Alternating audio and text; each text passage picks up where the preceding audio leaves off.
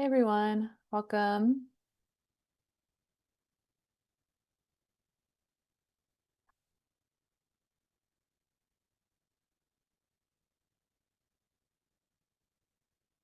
I think we're gonna wait just another minute for people to hop on.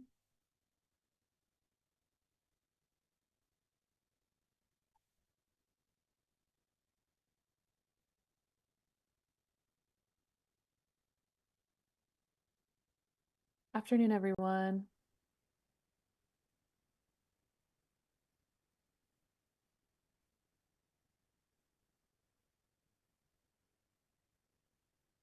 All right.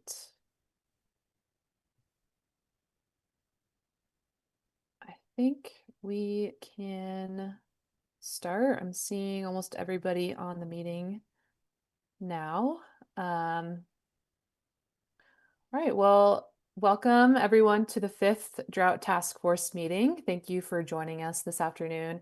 My name is Emily Adrid, and I am the Water Planning and Climate Impact Specialist at CWCB. Kat Weissmiller, CWCB's Water Supply Planning Section Chief, typically facilitates these meetings, but I'll just be stepping in for her today. And just to start off, as a reminder, on Tuesday, March 16th, Governor Polis activated phase 2 of the state's drought response plan and formally initiated the Drought Task Force. We first met on April 10th. We then met in May and June, and on June 4th, upon the task force's recommendation, the governor moved into phase 3 of the drought response plan by signing a drought emergency proclamation. We last met on July 23rd, and this again is our fifth meeting. So next slide, please. All right, this is our agenda for today's meeting. First, we will hear a drought conditions update from state climatologist Russ Schumacher, then a brief wildfire outlook from Vaughn Jones with the Division of Fire Prevention and Control. Then we'll hear an update on the draft memo to the governor with the recommendations for executive action that have been advancing through a vetting process since we last met on July 23rd.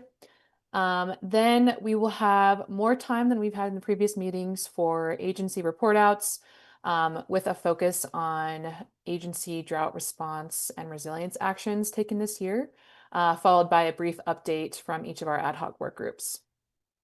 After that, we'll talk about next steps for the task force as water year 2026 comes to a close on September 30th. And just to note, we set aside time on the agenda for verbal public comment requests, but we did not receive any submissions. So next slide, please.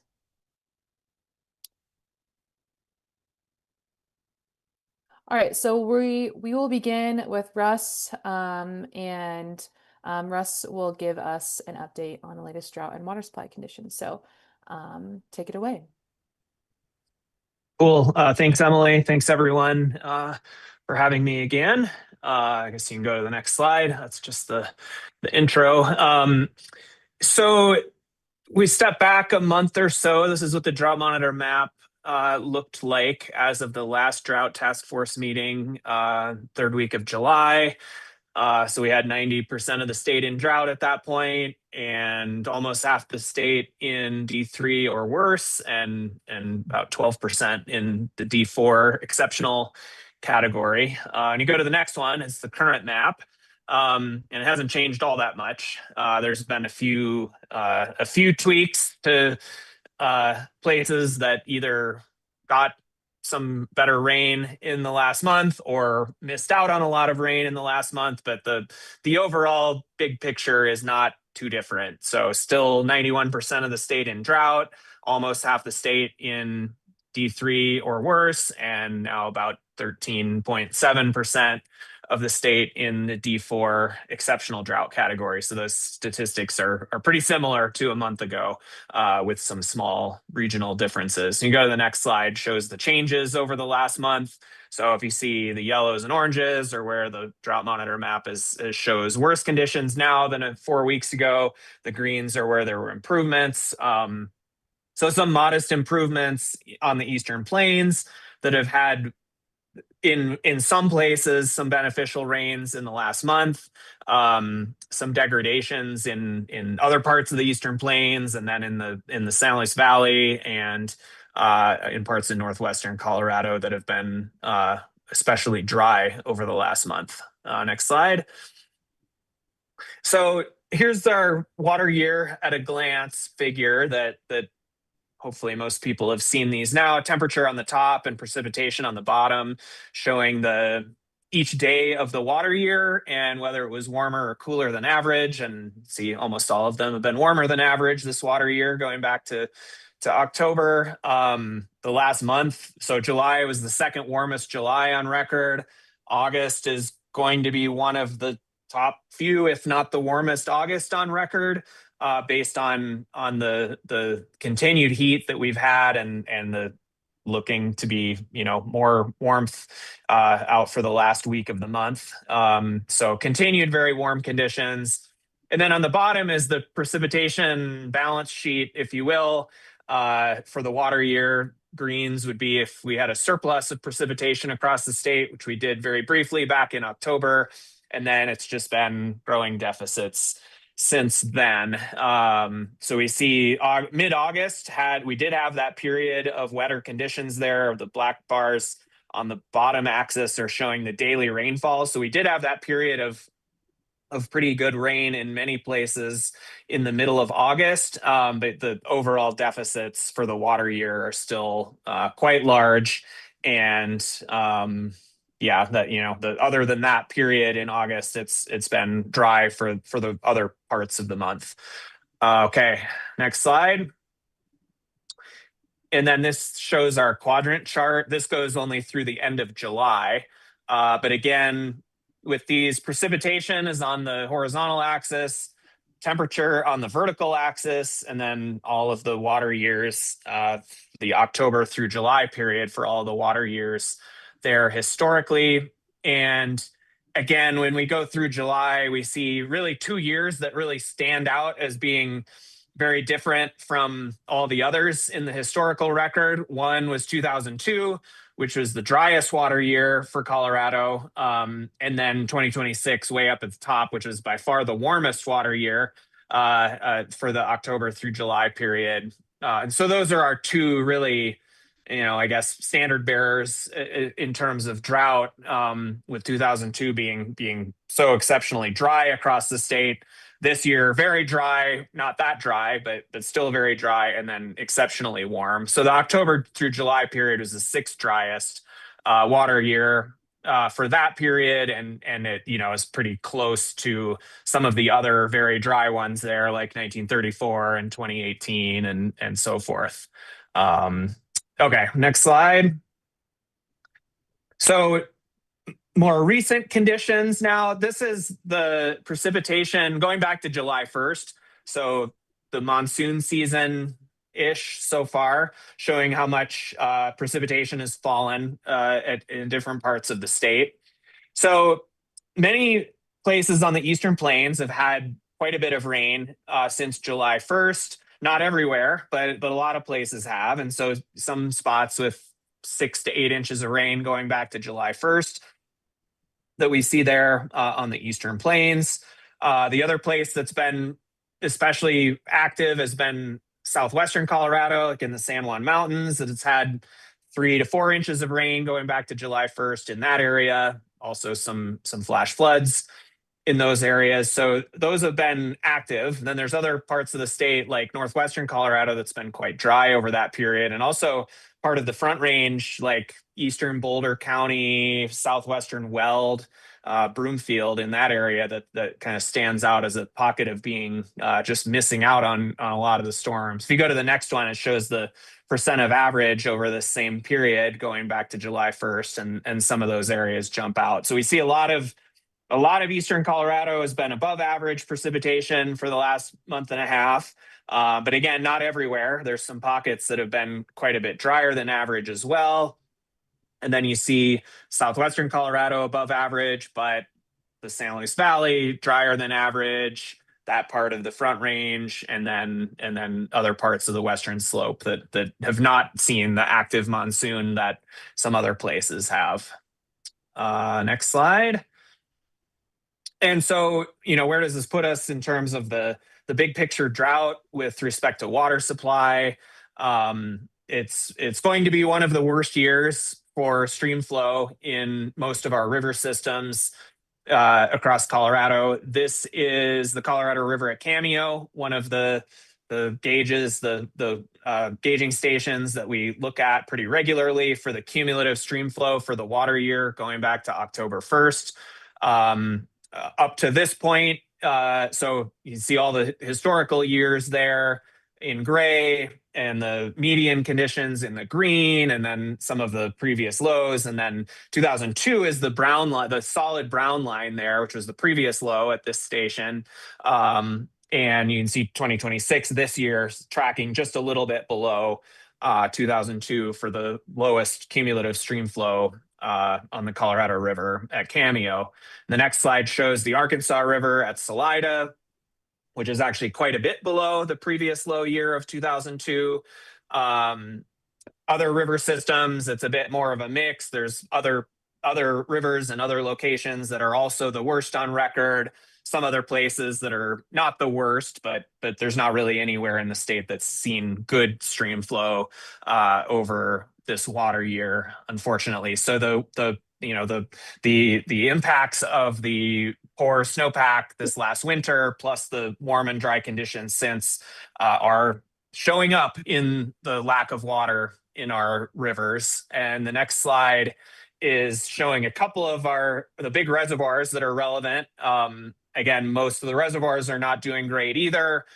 Some of the big reservoirs have reached record low storage. Blue Mesa is certainly at a record for the summertime. It's not quite at the all-time record low, but record low for summertime, way below any previous year, partly because I believe some of that water has been released to go downstream into the broader Colorado River system. But as I'm sure everyone here has seen in the news, Lake Powell is now at a record low storage. Lake Mead is a record low storage.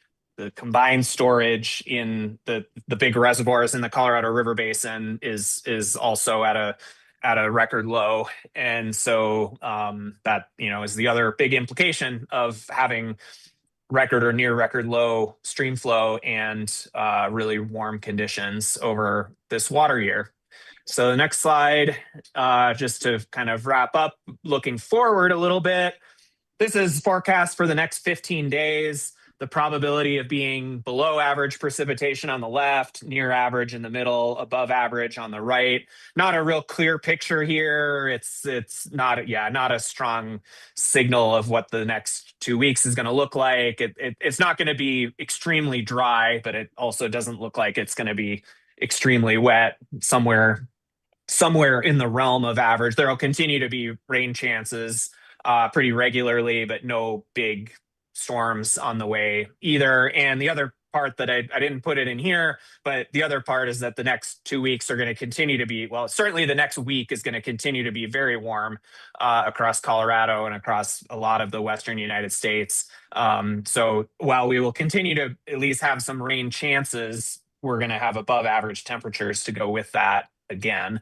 Next slide then is looking out seasonally for El Nino. So El Nino's here. It's already pretty strong. It's going to be very strong this fall and winter.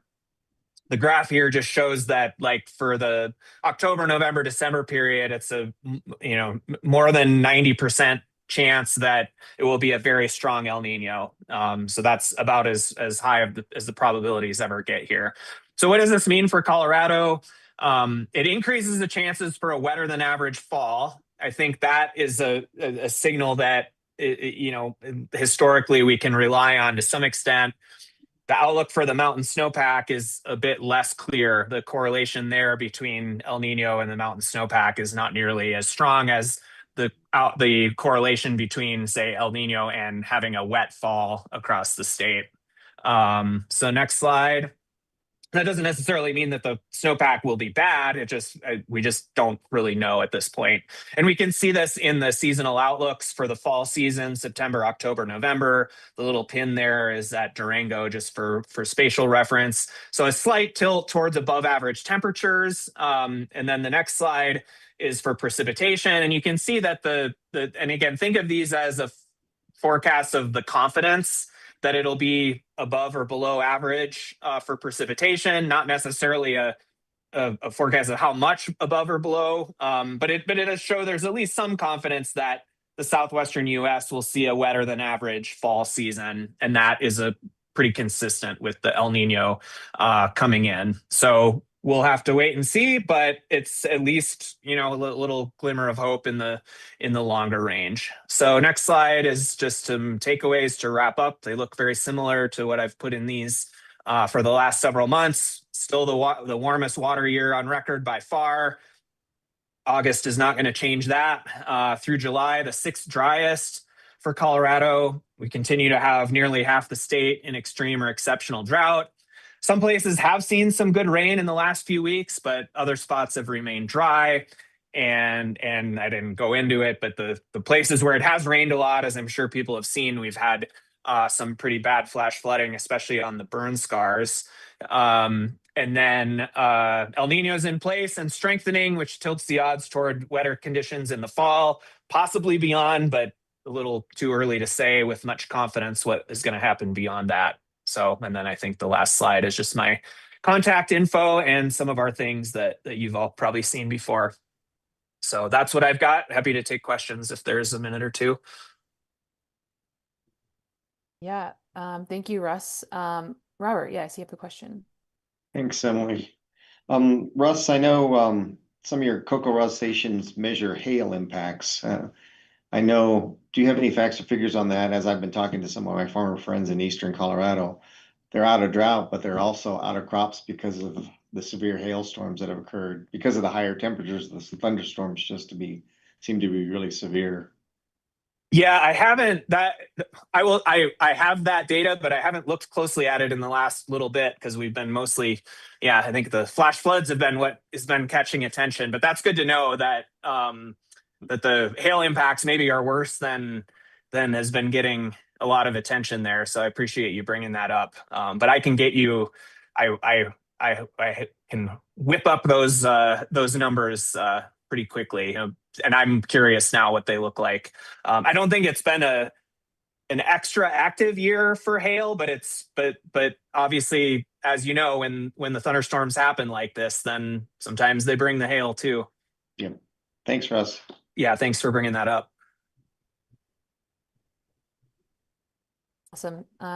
Thanks, Robert and Russ. Dan, I see you have Director Gibbs, I see you have a question as well. Yeah, thanks.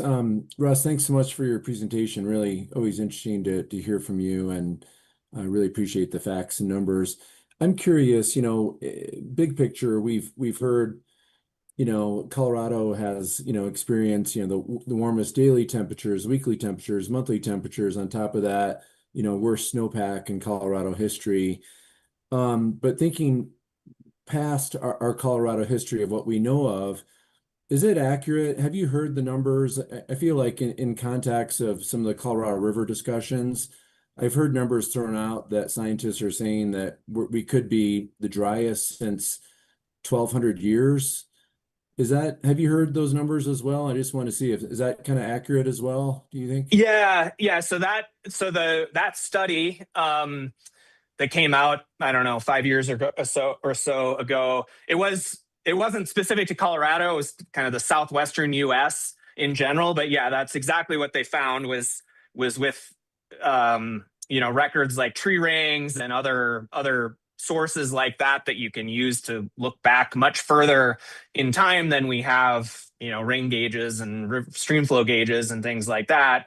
And that was up to, I can't remember exactly where the data they had was up to, but it was probably around the 2020 timeframe when we were in such punishing drought at that point. And yeah, that was exactly what they found, was that the period since 2000 or so, where the Southwest US has been so dry, was the driest in those records that went back 1,200 years, or maybe more. And now we're in probably even worse conditions in the Colorado River Basin than were the case at the time they wrote that paper.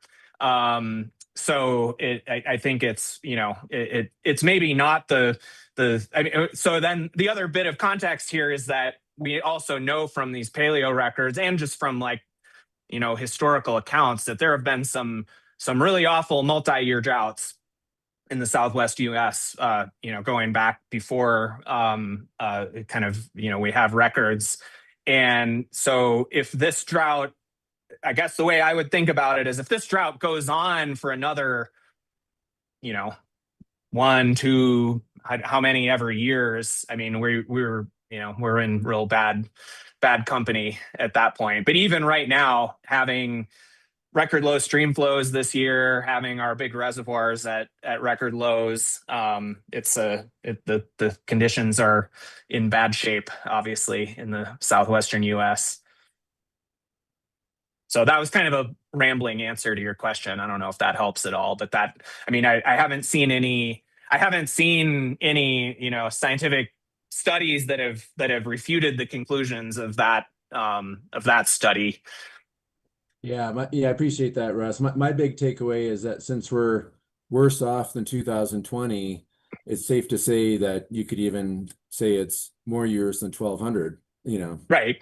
That may well be the case. And the main limitation there is not necessarily how bad the droughts were centuries ago. It was just not having information about how bad the droughts were back in those time periods.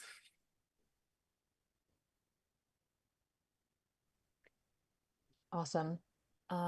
Great discussion, everyone. I don't see any more questions, so I think we will transition here. Thank you, Russ, for your presentation. We have Vaughn Jones from the Division of Fire Prevention and Control to give us a brief update on wildfire conditions and outlook. So I will pass it to Vaughn. Thanks, Emily. Good afternoon, everybody. Hey, Emily, one thing, I was going to try to share a screen, but it's saying I can't do that. I don't know if it's too late to adjust that on the fly or not. We can do that. I think we'll just make you a co-host. Okay. And I'll start talking a little bit while you're doing that. But again, good afternoon, everybody. Vaughn Jones with Colorado DFPC. And no offense, Russ, but it's kind of nice to not have the worst news to present to everybody. So mine's not great, but it's not quite as bad as yours. From a national fire perspective, just real quick, big picture. We've been at preparedness level 5 since late July, and that's a scale of 1 to 5, and that really gets to fire activity, resources committed, fire potential, things like that. And we are actually setting a lot of records for number of personnel deployed, number of resources out there, things like that. And what was interesting about that is usually when we hit those historic highs, it's based on California being very active, and they haven't been active. So we were really in bad shape there for quite a few weeks, particularly Oregon and Washington, as you maybe saw. They really got hit hard. And we were really just honestly, we were at the point where it was hand crews, supervisory leadership on the fire line or incident management teams. We were pretty much out of those resources nationally. So on a daily basis, whether it was in our Rocky Mountain region or up at the National Fire Center in Boise, we would have, whatever it was, say 20 requests for some type of resource, and we would only have 5 to fill. And we would have to decide, where those resources were going to go. That's the national level picture. And Washington and Oregon kind of have slowed down quite a bit. Some of those numbers have dropped, but they did have a lot of big lightning events and wind events over the weekend, and they got kind of busy again. So that's the national picture. Emily, can you see my screen now or not? Yes, we can. Okay. And so from a Colorado standpoint, like I said, we're doing a lot better. Russ kind of noted, that monsoon weather pattern that's kind of been coming in and out that's really helped things a lot. And really for us, even if we don't get the big precipitation to change, the fuels conditions necessarily, even the cloud cover, the increased relative humidity, really help kind of keep a lid on things a little bit. And the other thing that's really been working in our favor is we haven't had a lot of wind events. Really, it's just been limited to outflow winds from thunderstorms. So we've been doing pretty good. You can see here the map of our remaining large fires. And really, most of these, the Willow Fire up there in Lake County by Leadville, Gold Mountain down by Uray, Elk there in Hinsdale County by Lake City, and then Aspen Acres. Overall, they're in really good shape. You can see the containment here, ranging from whatever we have, mostly up in the 70 and 80%. And what is left really of those fires as far as heat is really that high elevation stuff. We're talking 10, 11,000 feet in a lot of cases up on U.S. Forest Service wilderness lands. So overall, we're doing really good. The Willow Fire, we feel really good about in Lake County. Most of the fire there is limited to, that high elevation stuff in the Mount Massive Wilderness area. Down in Aspen Acres, really there, again, same kind of thing on the southwest corner of that fire. There's a little bit of heat up on Forest Service lands. And really the work we're doing there has kind of been suppression repair. And then as Russ mentioned, the flash floods there in particular have been concerning. And we actually, unfortunately, had a civilian fatality a couple weekends ago due to the flash flood. And then the Gold Mountain Fire is really looking good. That came out of state responsibility this weekend, those are those fires that kind of go on the spectrum from fire district to county sheriff to us at the state. So things are looking better there. There is still some kind of heat way up in the steep, rugged country that we're still going to be working and keeping an eye on, maybe frankly until the snow flies, just to make sure it doesn't want to move up north there towards Gunnison County and Blue Mesa Reservoir. And then the Elk Fire in Hinsdale County, really what that amounts to is the fires up in the high country. We've been building indirect and contingency lines down along the Highway 149 corridor and Lake City, and really just trying to let that fire come slowly down to that 149 corridor. So overall, we've been doing pretty good. Like I said, we kind of come in and out of increased fire potential based on those. Let's see if I can change here. Let's see, froze up. Yeah, based on that monsoon weather pattern, we took a bigger dip. These are the energy release components, which Chief Duarte may have shown you, but they're one of our key fire behavior indicators. And you can see here on the west slope, they're in that 80th to 90th percentile for this time of year. So certainly elevated, but they're not where we were, 97th to 100th to even setting records like we were earlier in July. And a good thing is the Central Mountains and the Front Range, at least now for the time being, are kind of, getting closer to that average for this time of year. So really doing good. We're still seeing, I think one thing to note, initial attack, new fires on a daily basis. Most of those, where they are unwanted fires, we've been able to limit them to single or double digit as far as acres, doing pretty well with that initial attack. But we still do, as you can see on the west slope, have that potential. And then maybe the last couple things I'll end with, Emily, I think is we like to say, usually we're probably anywhere from a week to 2 weeks of being into quote fire season or fire activity, just a little bit of drying and warming. We'll get those fuels going up. And then the thing that kind of concerns me as we look at moving to the fall, one are our wind events. Like I said, we haven't been getting many of those, but particularly on the Front Range, we get those phone or Chinook winds coming down there, where we get the 80 to 90 to 100 mile an hour. So those can be obviously pretty concerning. And then the other part of this is just the resources. A lot of wildland fire resources are kind of still based on that old historical seasonal model. We have seasonal employees. And as we start losing those, we just have fewer and fewer resources to respond with. But overall, the year's not over. It's certainly slowed down, but we'll see what remains to be seen for the rest of the fall. So thanks. Great. Appreciate it, Vaughn. Any questions for Vaughn?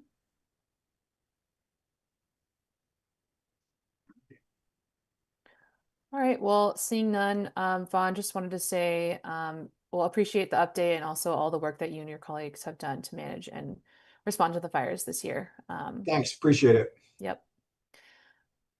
All right. I think we're going to shift gears now. We're going to hear from DNR Director Gibbs on the status of the draft memo to the governor that was circulated to the task force on Friday, which includes the current recommendations for executive action and also includes a request for drought response actions that each agency has taken this year. So I will pass it over to Director Gibbs. Great. Thanks, Emily. First, I mean, we heard from Russ on the very unique challenge and response that we have, here in Colorado with the drought. And Russ cut me off, but I'm going to start saying this is at least the worst drought, if not more than 1,200 years. And so we've triggered cascading impacts across, municipalities, agriculture, recreation, wildfire risk, local communities. We know all these, challenges. And unlike disaster emergencies that require immediate, physical remedies, this drought is known as, I would say, kind of a creeping disaster in many ways. It's almost, I kind of think of like the bark beetle challenges that we have. It's like you see it coming and you know it's going to get worse. So this really, this drought has no clear boundaries. It's dispersing impacts broadly across watersheds, sectors, and the economies. And because of the cascading impacts, immediate urgency of response is really appropriate for disasters like, floods, wildfires are less straightforward. But for the drought emergency, we have extremely limited precedent in Colorado. So still this year, the severe and persistent drought has prompted state agencies to explore how we can build upon what we're already doing, which is really tremendous.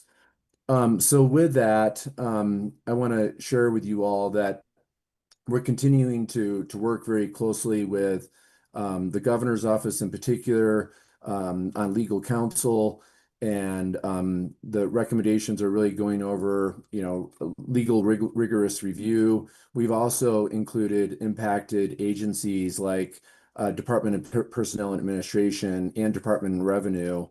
So as this process, the review continues, we'll definitely keep the task force informed and really provide additional opportunities to provide input.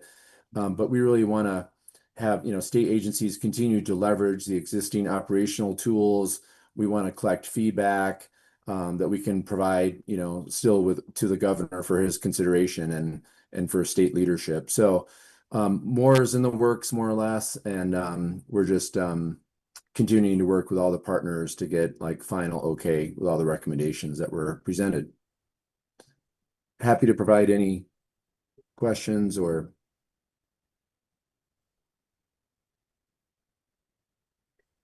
Thank you, Director Gibbs. Any questions?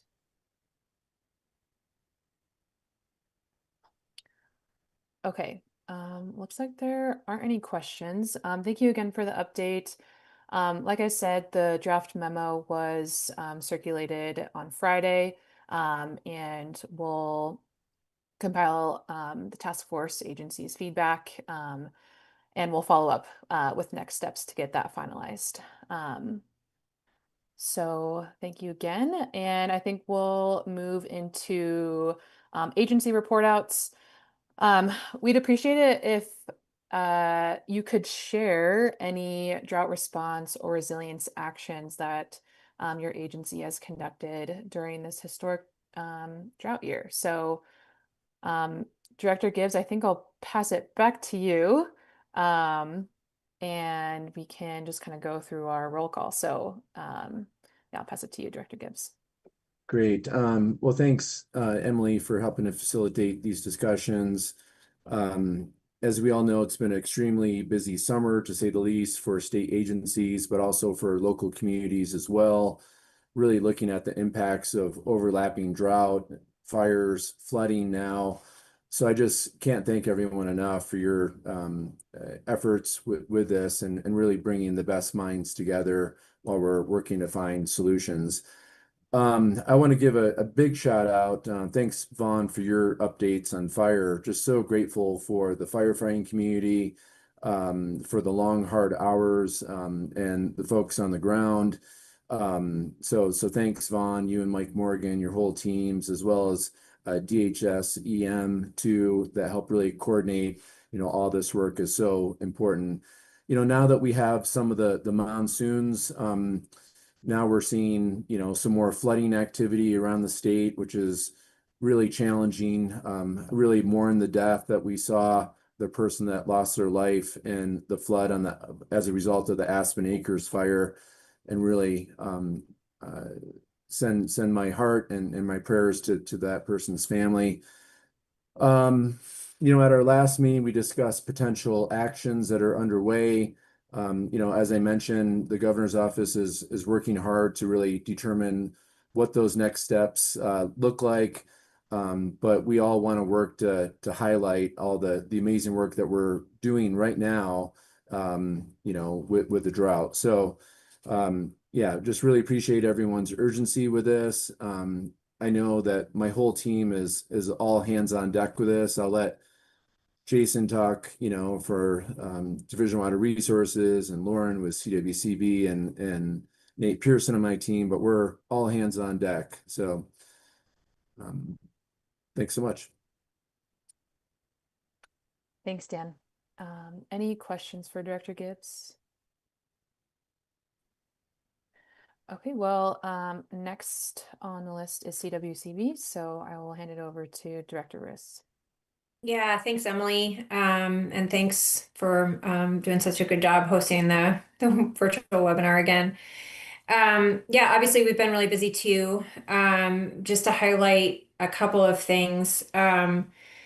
We have been able to target some stream protections through some actions that we've been able to take with the blessing of our board. We ratified 3 emergency expedited in-stream flow leases and loans. This was done in collaboration with major municipal entities, including Colorado Springs Utilities and the Board of Waterworks of Pueblo. These agreements serve to really supplement flows in critical stream stretches across water divisions 1, 2, and 5. And is really I think a pretty special case where we've actually been able to increase stream flows and lower water temperatures during what we know has been a pretty low flow summer. I'm not going to say too much about the drought tour that we hosted, but just a reminder that in early June, we did have over 50 representatives from state agencies and key decision makers from around the state for a 2-day drought tour. And I think we continue to reap the benefits of that educational effort and media attention around the situation on the ground. We've also launched a public-facing Engage CWCB Drought Series portal to help really capture like real-time, broad-scale field impacts across sectors and communities.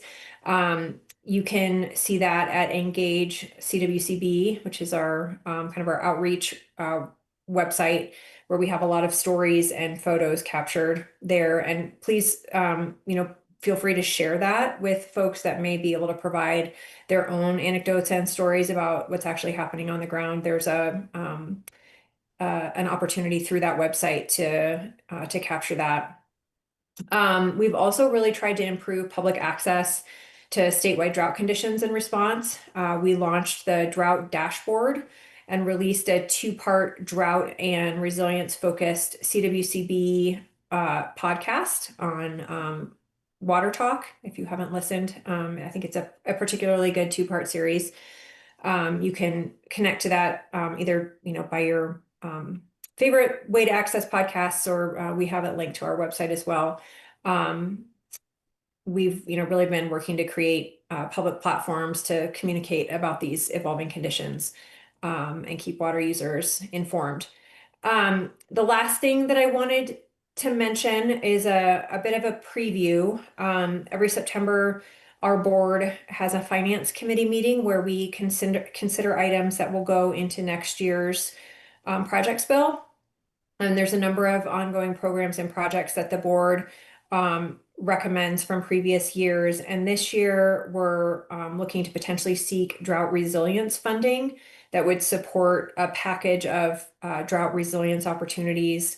Possible elements of this could be supporting CSU's Extension's Drought Advisor program. The CWCB and CDA funded this previously through a water plan grant, and also an update to the state's drought plan and a vulnerability analysis, and also to offer additional support for flow releases during drought conditions. So our board still has to consider this, and we'll talk about it in September, but at that point, it will be a kind of a public proposal, and the board typically votes on the project's bill recommendations in January. So I think that's all I have. Great. Thank you, Director Riss. Any questions? All right, I think we can move on to Division of Water Resources. I see we have State Engineer Jason Ullman on, so I'll just pass it to you, Jason. Thank you, Emily. I wanted to cover just a couple of things, updates on where conditions are at right now as of the last couple of weeks. In terms of water rights administration in the state. So I know I've been on before and made sure to explain that what is the Division of Water Resources? Well, our agency is the one out administering water rights in the state of Colorado using the prior appropriation doctrine. So, Colorado, while this is the driest period we may have seen in the last 1,200 years, it's been dry before. And so our state set this whole system up to handle that. It's definitely stressed it this year with having, record low snowpack and stream flows. But some things that our staff have been doing this year, more than they would normally do in terms of duties and work that has been required, is we've had a lot of record number of administrative approvals for things like substitute water supply plans, emergency substitute water supply plans, expedited review of in-stream flow loans, and some of those were tied together. We've talked in the past particularly about the ones in the southwest part of the state on the Florida River that the Southwest Water Conservation District put together. And then we've talked about the other one that the Colorado River District and the CWCB helped to put together in the Colorado River Basin. So those plans helped keep municipal water providers on, domestic water providers on at times when they otherwise would have been shut off. So that's been good coordination to see around the basins. Other coordination efforts that we've seen, water users choosing to work together, sometimes with the assistance of water commissioners, helping them understand what the conditions are on the stream, and where they might be opportunities to share what's available, and explaining to users what's available in terms of alternative supplies to keep them on.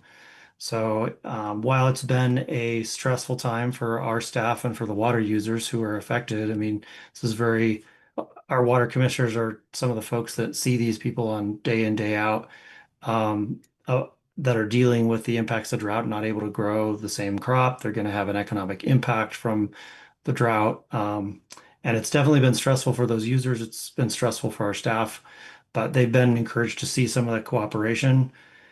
In terms of where we're at right now in the Colorado River Basin, the plan that we talked about, the historic user pool issue in Green Mountain Reservoir that we've talked about briefly before, that actually, because of that coordination between Grand Valley entities, between the River District, Colorado Water Conservation Board, Northern, to make releases from other reservoirs to cover the releases that couldn't come from Green Mountain Reservoir, like Wolford, Rudeye, Granby.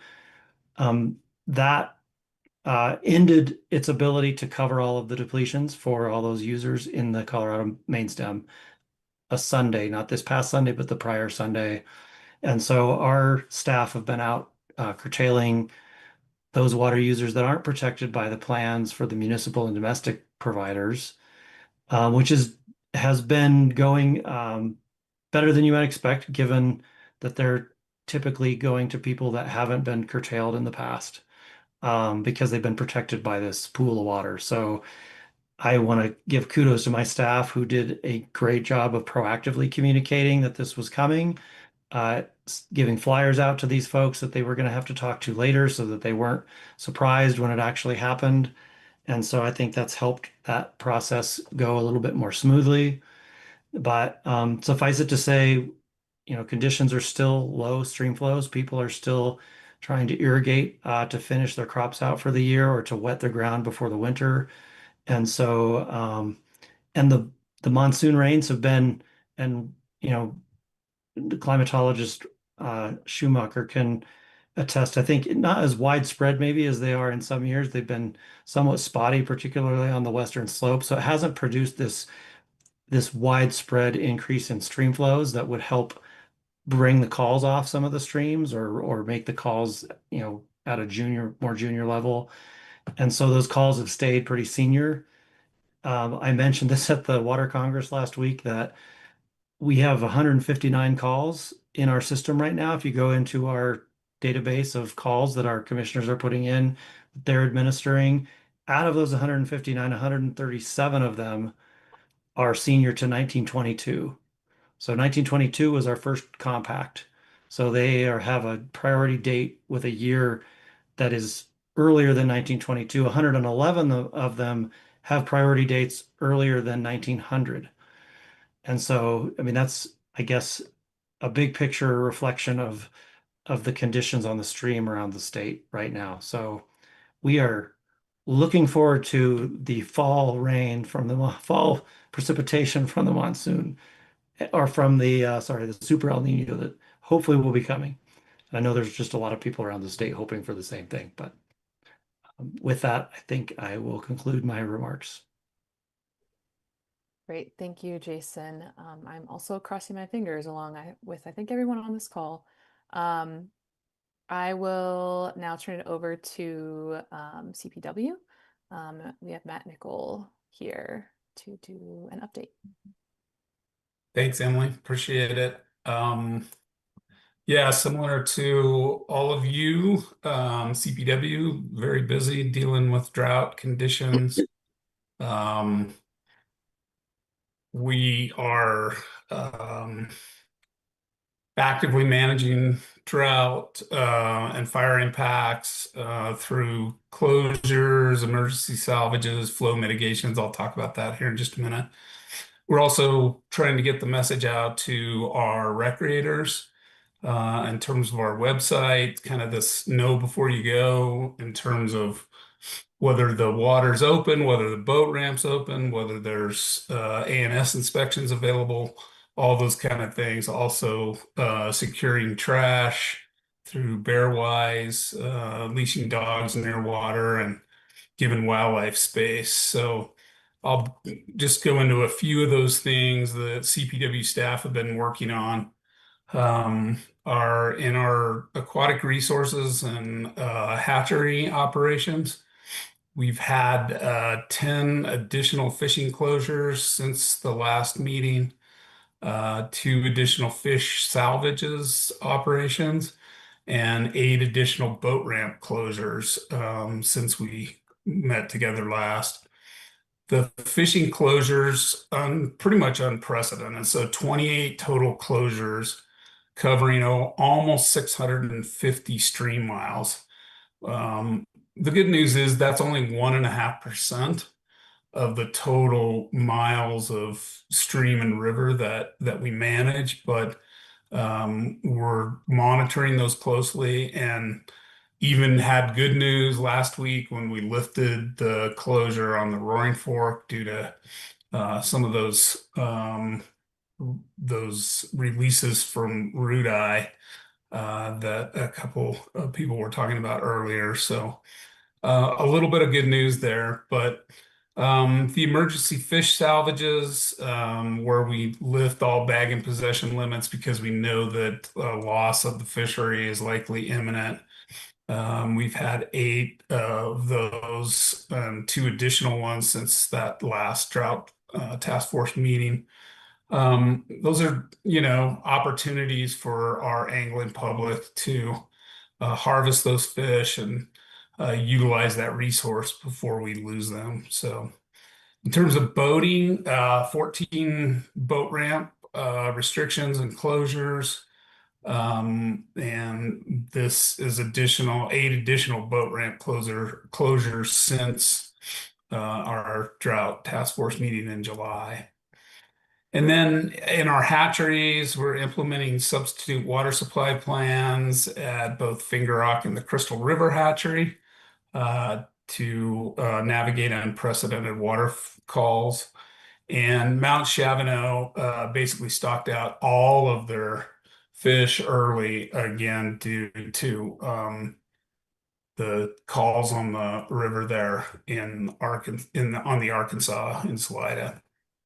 We're also continuing with our strategic in-stream flow releases. Director Riss talked about that a minute ago.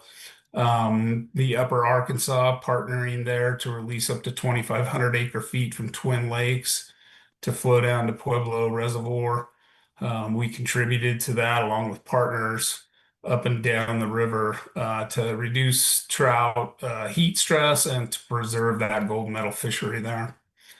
Also on the Elk River, released 20 CFS from Steamboat Lake State Park. And that's the first time that Steamboat has ever released water prior to Labor Day. And again, we're trying to protect that mountain whitefish population. We lost some of those fish earlier in the year, but I'm trying to protect what's left of that mountain whitefish population there. And then on the Conejos Platora Reservoir, releasing pulses every 7 to 8 days to lower temperature and deliver water approximately 50 miles down that drainage as well. So another area where CPW staff have been really busy is in water quality and toxic algae monitoring. So extreme heat and low water has triggered an early spike. Typically, we don't see those as early in the year or as many of them as we did this year. So processed over 127 samples this year so far.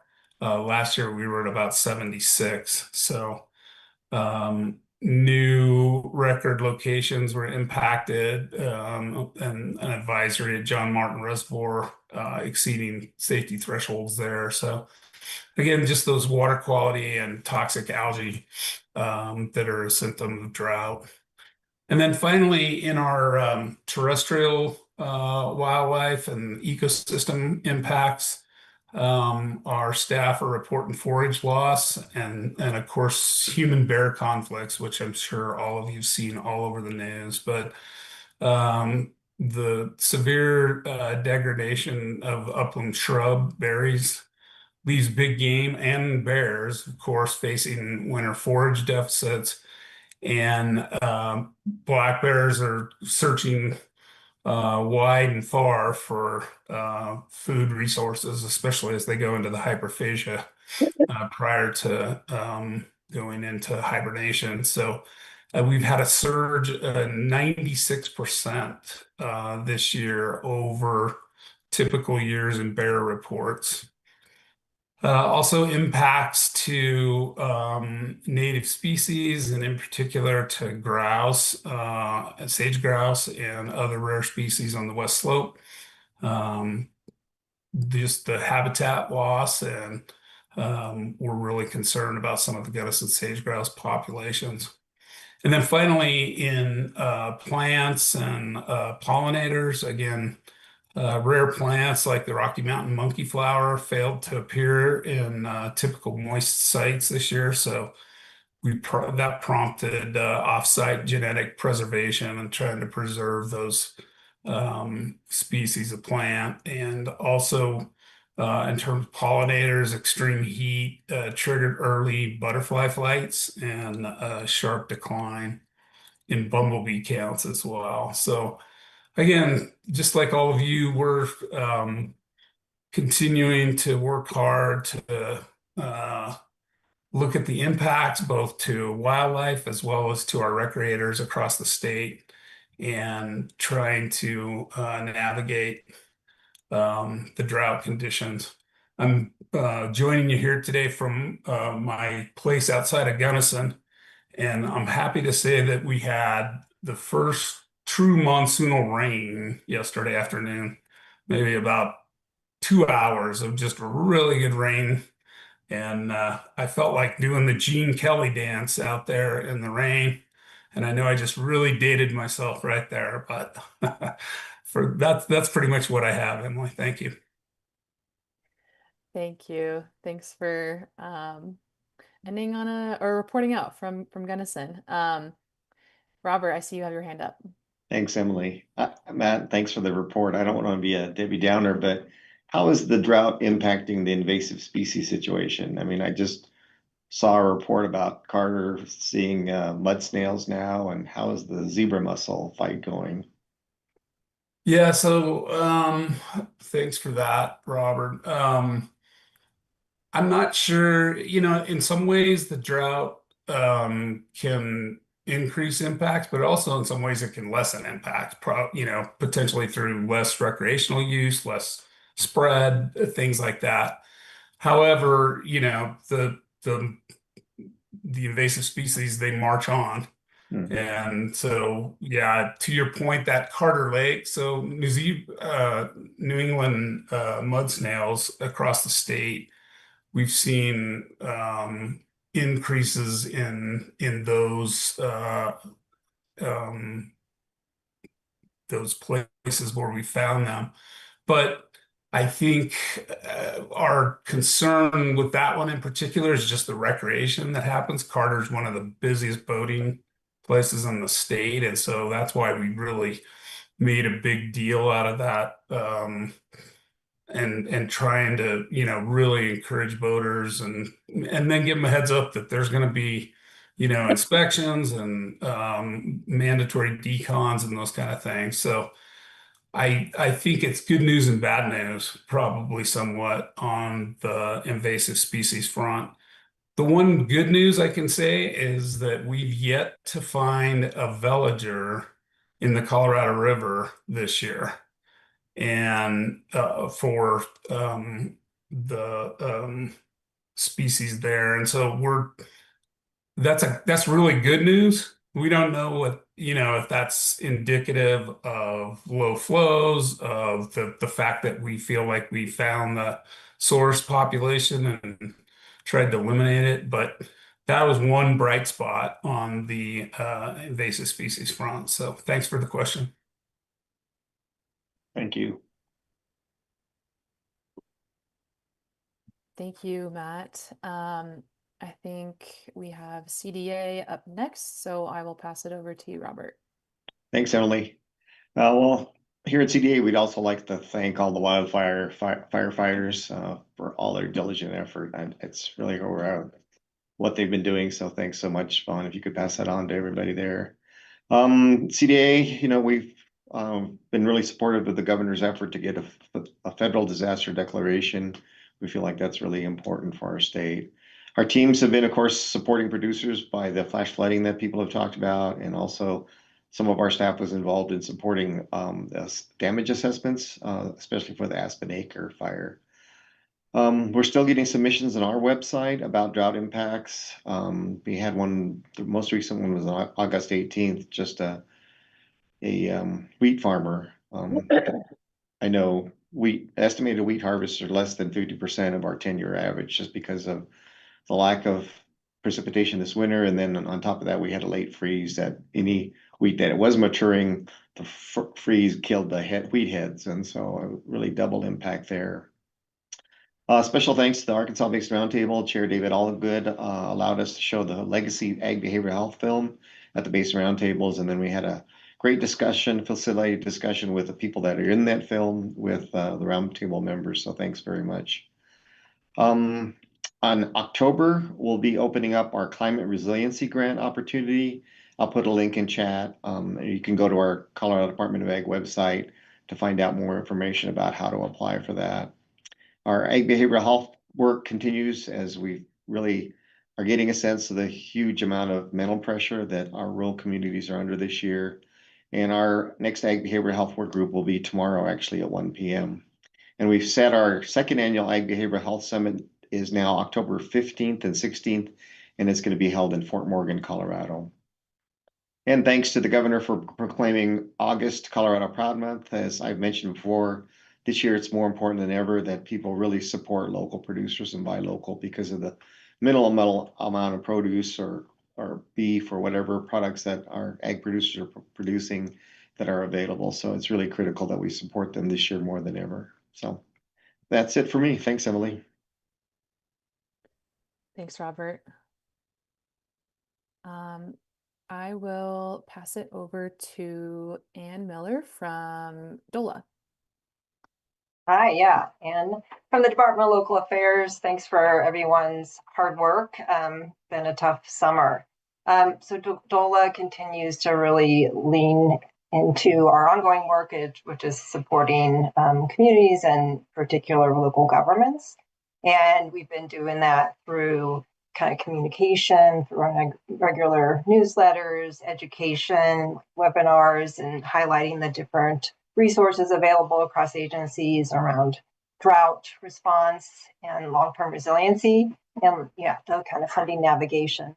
We have 8 regional managers, so they're really in touch with their communities and kind of monitoring drought impacts, and in some cases have stepped up to identify some emergency funding in the situation of the town of Kremlin and some of their impacts. And then, just looking for solutions and some of that regional cooperation that we've heard about as well. In particular, I wanted to highlight the local government water planning work, and that really goes into that long-term resilience focus. So our community development office, they published the strategic growth element guidance and expanded guidance for the water supply element, and provided technical assistance to help subject local jurisdictions meet the requirements of a bill that passed, Senate Bill 24-174. So that law directs certain Colorado jurisdictions to adopt a strategic growth element and water supply element in their comprehensive plans by the end of this year. And CDO, also partners with CWCB on training and peer learning through the quarterly Colorado Water and Land Use Planning Alliance meetings and the Growing Water Smart workshops. So those are just kind of a quick highlight of some of the work we're doing. And just as it relates to that work with local governments on those critical comprehensive plans, the team at CDO has touched many different local governments providing technical assistance like 81 times and a courtesy review of 51 local comprehensive plans. So they're really embedding that kind of long-term water resiliency into the way local governments plan for the future and manage their current resources. So we look forward to continuing to do that critical work with this is not just one and done this summer, unfortunately. So we really appreciate that long view that work is taking, and then just all the partnerships across the agencies here. We also have been working a lot on disaster recovery and some of the impacts that CDA has highlighted around the cascading impacts, and really trying to leverage resources to help navigate all these cascading impacts, including drought impacts. So I think that's how I'll end it. Thanks. Any questions? Thanks, Anne. I will pass it now over to DHSEM. Last but not least, we have Chris Sorensen. Thank you, Emily. Our focus has really been on the cascading consequences of drought and particularly fire, and I will join everybody wholeheartedly in congratulating Chief Jones and his crew on the excellent work that they always do. Now we are really focusing on the flood after fire, which seems counterintuitive in the midst of a drought, yet here we are. And to that end, as it relates to both fires and the post-fire flooding, we have, as of this past weekend, Governor Polis did submit a letter to the president, and that goes through FEMA, requesting a major disaster declaration And if that is granted, and there is no timeline on a presidential decision, but if it is granted, it would be focused on the Aspen Acres as well as the Gold Mountain fires. So Aspen Acres being down the Pueblo Custer area where we did have the fatality a few weeks back. That area is being doubly impacted with these monsoon rains. If the timing could have been slightly different, much better for them. Gold Mountain, the fire hasn't had the type of impacts to homes and so forth that we saw with Aspen Acres. However, they are really experiencing challenges with the flood after fire aspect.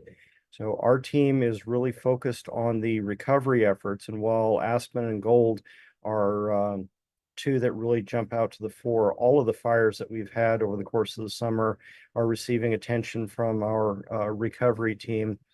On the decision with the major disaster, it is not guaranteed. However, if it comes through, that would be a 75-25 cost share.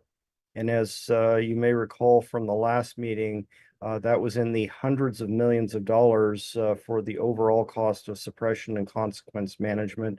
So the state and local agencies would still have tens of millions of dollars worth of cost share for impacts. A lot of that will focus in on the debris removal, which can be a problem. Not only is it a bit of a health hazard for a variety of reasons, but that debris flowing can cause some additional damages to infrastructure, and that infrastructure could certainly include some of our water features like canals for agriculture and so forth. So we are paying close attention, moving as quickly as possible on that.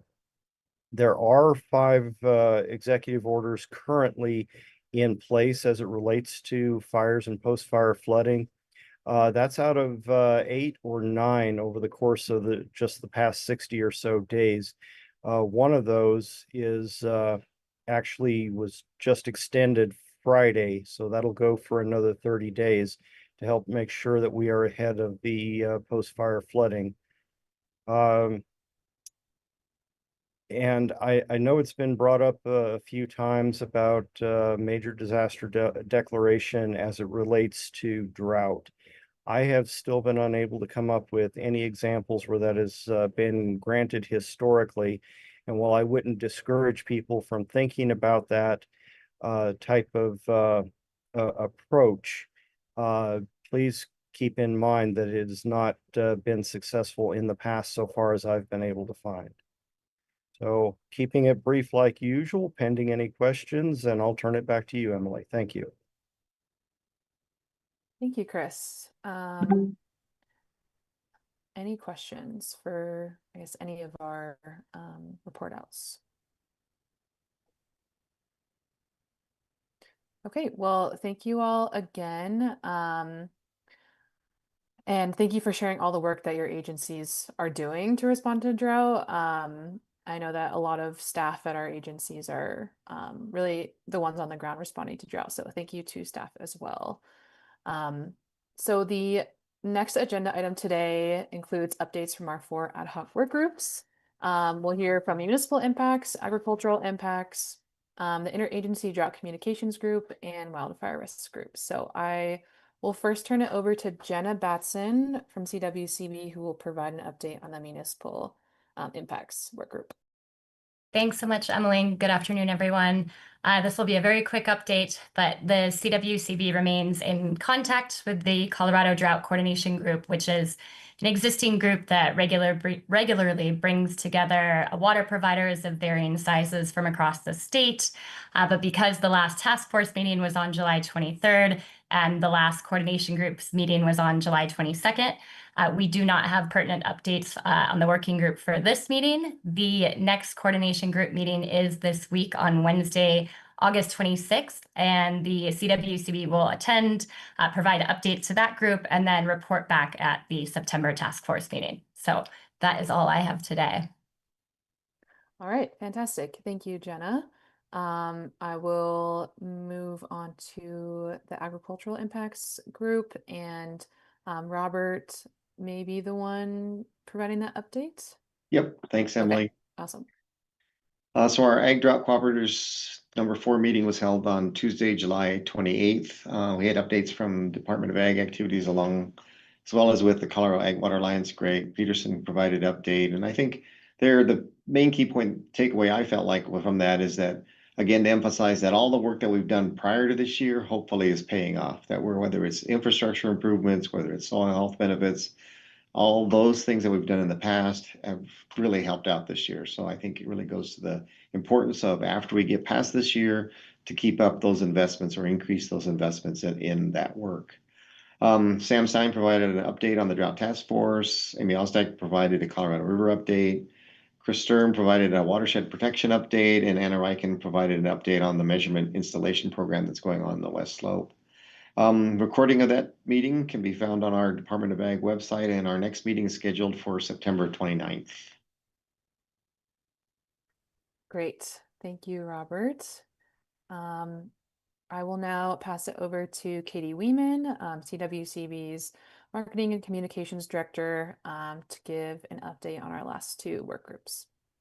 Great, thanks, Emily. So for our drought communications and wildfire communications efforts, I just wanted to highlight some of the cross-agency information sharing that's been happening. So we continue to meet regularly with communications partners across the task force agencies, and what's being really increasingly valuable is that we're not just coordinating what the state is saying about drought, but we're really kind of learning what each agency is seeing and then finding ways to connect that information with other audiences who need it. So just a couple examples of this kind of cross-pollination from recent conversations. CPW shared some of the wildlife impacts that they're seeing from drought, some of which Matt covered. So like the increased bear activity, moose are guarding water resources, wolves are moving closer to livestock in search for water. So their team has developed informational materials around some of those issues, and then those resources were shared with DOLA to share at some of their meetings with local governments that can really get that info into the hands of communities that are seeing those issues firsthand.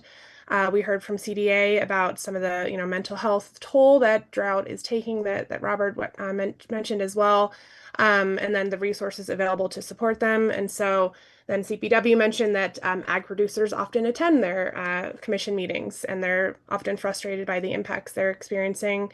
So now CDA's mental health resources can be shared with those meeting attendees as well. And then in turn, CPW's resources on wildlife impacts can be distributed at CDA meetings attended by ag partners. So I think that's really the value of having all these communications folks around the same table. We're able to see connections between issues and audiences that might otherwise stay separate, and then get the information to the people who need it. So looking ahead, we're also thinking about how our communications need to evolve as the season progresses, of course. So, as we inch closer to fall and hopefully some more precipitation, we'll likely put more emphasis on, secondary and longer term effects from drought. So from fire and flooding risk to recreational activities like people traveling to the mountains to see fall changing colors, since drought impacts could shift the timing of fall leaf changes and other seasonal activities. So to that end, we're going to continue updating the Drought Task Force resource hubs with the latest information and the latest resources, and just continue using this interagency group to make sure that those resources reach the different communities and the audiences that they need to reach. So I think that's it for me. I'll turn it back to you, Emily. All right. Thank you for the update. That's great to hear the benefits of all this information sharing across agencies. Any questions for Katie, Robert, or Jenna? Okay, hearing none. I think we're going to switch gears a little bit. We've kind of reached the end of our agenda today, or close to the end of our agenda today. So as we wrap up, we wanted to look ahead to our fall schedule and introduce the idea of temporarily pausing the monthly task force meeting schedule following our September 21st meeting. We we know that water year 2026 will conclude at the end of September, which signals the transition from demand management in the irrigation season to the winter snowpack accumulation season. So during this kind of more seasonal transition period, the task force can, of course, continue to connect, but monthly meetings may not necessarily align with the kind of natural shift of seasonal operational needs. And I'll also note that while this doesn't mean that the drought is over, and the state will continue to remain in phase 3 of the drought response plan, the Water Conditions Monitoring Committee will continue to regularly monitor drought and water supply conditions, and if needed, elevate the need to reconvene with more regular meetings of the task force in 2027. So we want to ensure that this cadence and kind of shift works for everyone. We know that this is new information, so I think we'll continue to be in touch between now and our next meeting. If anybody has any comments or questions or concerns about how the task force might proceed. So with that, I think we can go to the next slide. Okay, so here are just some next steps we've identified based on today's discussion. We are asking the task force to review the draft memo that was circulated Friday, August 21st, and add input regarding each task force agency's drought response and actions that you all have taken this year. And we are requesting any feedback by Wednesday, August 26th, end of day. The CWCB will continue to consolidate that feedback and then finalize the memo, and we'll notify you all when the memo is finalized and ready for signature. The next Water Conditions Monitoring Committee meeting will be held tomorrow on Tuesday, August 25th from 9:30 to 11. And finally, a meeting summary for today will be posted on CWCB's Drought Task Force website, and the recording for this meeting will be available on CWCB's YouTube page on the Drought Task Force playlist specifically. And then finally, our next meeting is scheduled on September 21st from 2:30 to 3:30. And I think that's all in terms of next steps. If you want to go to the next slide. Yep, we received no public comment. Okay, that is the last slide. Thank you all so much for your time and attention today and for participating in the discussions and report outs. CWCB will be in touch soon to follow up on our next steps. So I think we can end early today. Thank you all again.